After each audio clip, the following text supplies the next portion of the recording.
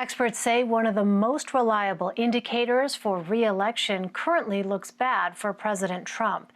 He has received an overall positive economic approval rating throughout his first term. However, election forecasters say the pandemic will most likely hurt that record.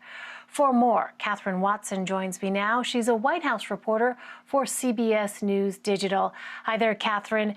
We're talking about GDP here, gross domestic product. Remind us, give us an overview of what exactly that is and its significance. Yeah, GDP is basically the standard measure of the value added created through the production of goods and services, to be really technical. But essentially, it's a very good, basic and consistent measure to measure the overall size and health of the economy, the total market value.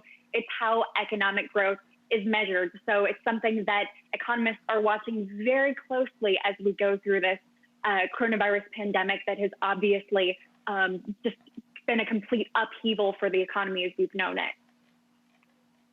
Well, you mentioned in your piece an election forecasting model which typically uses second quarter GDP growth and the president's approval rating to predict winners. Why is second quarter GDP growth historically such a strong factor in a president's reelection?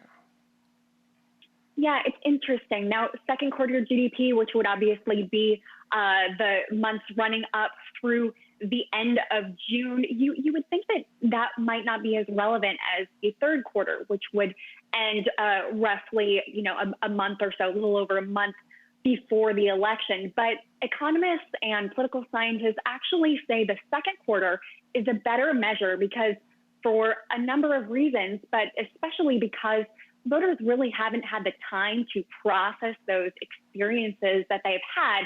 It's really the second quarter that matters more. Now, there are other factors that might play a role this year as well, too. We have a lot more people expected to vote by mail, which, of course, will mean that they're casting their ballots sooner, closer to that second quarter. Now, second quarter GDP growth annualized this year went down 33%, just an astronomical historic drop. So that's obviously something that has economists concerned. President Trump's team has really said, hey, look at the third quarter, look at third quarter growth. That's what we want to use. And even next year, that's where we're going to see these gains. But political scientists say that that might be too late for people's lived experiences to really process. That's so interesting to hear that because you're taking into account people's own humanness, the way in which they actually are able to absorb what is happening and that passage of time as well. Well, back in May, President Trump's top economic advisor, Larry Kudlow, said the third quarter will be the, quote, biggest growth quarter in American history. So explain more, though, this drop that you described of 33%. When you hear that, I think for a lot of folks, it sounds like a large number, but give us some context here. What does that really mean? Yeah, essentially it means that the American economy is not producing as many goods and services as we normally would. Of course, we've seen just tremendous isn't really the right word for it, really concerning job losses, as well as, doubts in consumer confidence. There are some other economic indicators. You would think those would matter more than GDP, but for some reason, this election forecaster, Alan Abramowitz, who has this model, he has been able to, if he were to use it today, able to accurately predict the outcomes for all presidents, all incumbent presidents who ran since World War II, basically looking at 11 elections and saying, hey, historically, based off of what's happened in the past, things are not looking good for President Trump. So what about the coronavirus pandemic itself, then? How big of a role could that play in swaying voters compared to the state of the actual economy? Absolutely. Well, I think we've seen in polling, the president's handling of the pandemic is going to be something that very much factors into when voters go to the polls or send in those mail-in ballots. I think we saw towards more the beginning of the pandemic or May, right around then, as some places were starting to reopen, the president really was hoping that the economy could be reopened and that we could get past this pandemic.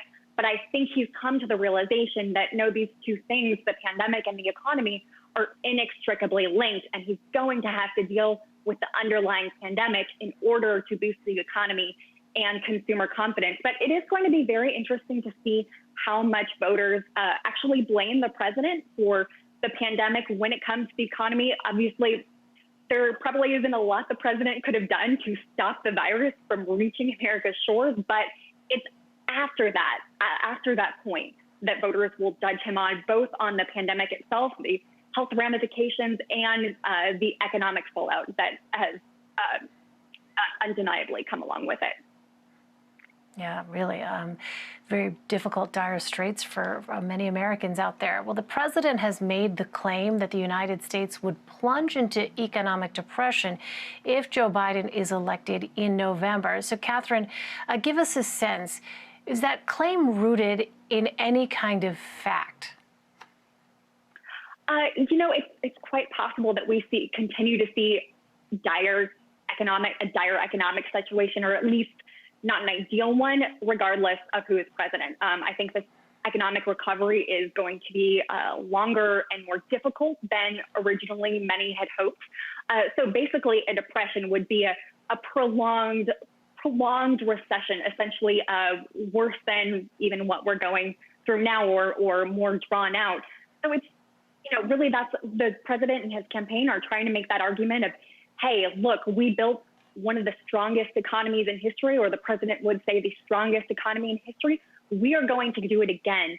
And it will be up to voters to decide who they trust more. If they trust the president to rebuild the economy more, or if they believe that Biden-Harris administration would be able to do better with the economy, particularly when it comes to getting a handle on the pandemic, which would allow the economy to grow at a faster rate. All right, Kathryn Watson for us. Kathryn, thank you very much.